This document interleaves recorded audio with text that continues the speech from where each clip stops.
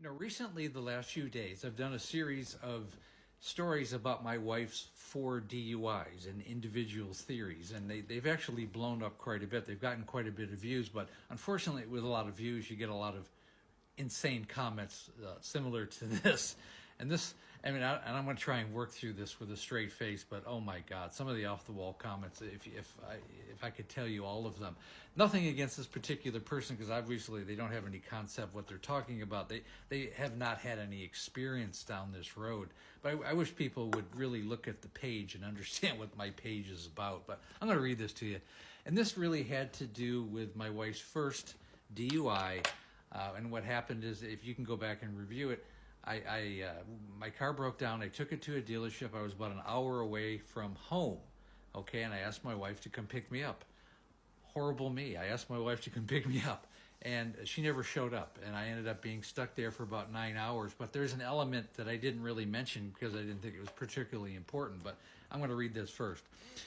So you didn't know she had a drinking problem, but you didn't look for her. She could have been dying on the side of the road for over 12 hours, and you didn't care to find out. Okay, let's continue the conversation a little. And one thing I have to address, did you guys miss the point that I was stranded an hour from my home? This is back in 2014, and I had all these comments about, why don't you get a taxi or an Uber? Well, to begin with, there weren't any Ubers back then. I think I had an iPhone 3, and it was probably just about done, so there's a very limited amount of phone calls I could have even made anyways. This is back in the days when you actually had to put coins in a machine and make a phone call. It's called a phone booth. I know people have already forgotten those things. This isn't a situation where I'm going to sit here and go looking for my wife. I was stranded an hour from home, and the element that I did not mention is that she had also taken my ATM card out of my wallet when I was sleeping the night before. So I was stranded with no money. So there aren't any taxis in my area, and to get home probably would have costed me $300 on a taxi anyways. I was simply waiting for my wife to come pick me up. I don't know why people can't wrap their head around it. And when I did get home, I did mention that I did look at some police reports to see if there's any accidents that might have been my wife's car. Beyond that, there was absolutely no point in looking further, because it was pretty obvious that she had been snagged by somebody. It's pretty obvious that she had gotten a DUI. I mean, there's checkpoints around where we live. A lot of people had other questions about why was there a checkpoint in the afternoon, and I'll continue that conversation.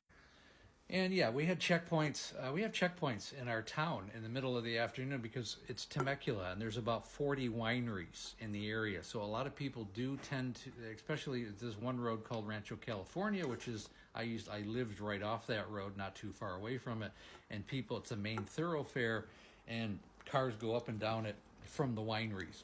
So yeah, the cops do shut it down in the middle of the day.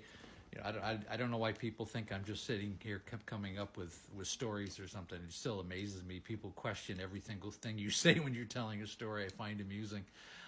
The other thing is, when I did get home, it was midnight. I was tired. I pretty much figured where she was. I figured that she had gotten a DUI. I mean, that was pretty much a foregone conclusion. And to make this leap from this person that says, I don't care about my wife. She could have been dead on the side of the road. Well, I think I would have known. I think the police probably would have called me.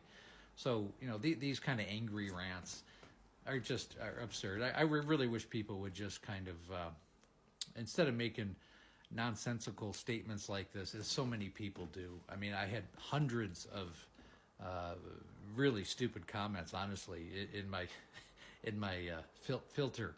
On the filter of a couple of the videos that, it was just laughable. But I just needed to address that. There's some elements that people didn't realize. And I think the thing that really bothers me more than anything is not a single woman on this page asked me how I was doing. I was stranded for 9 hours. Nobody apparently cared about that at all.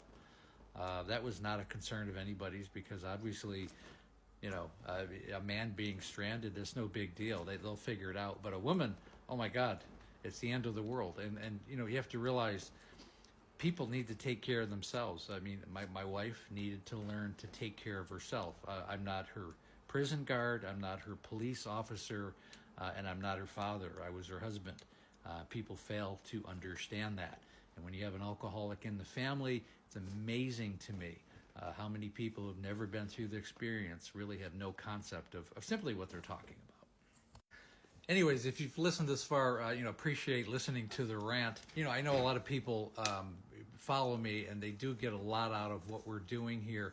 And to think that I'm doing this, I have nothing better to do, and rant about my wife who died 4.5 years ago is just laughable. People need to have some critical thinking skills, that this is for and to expose what goes on with an alcoholic.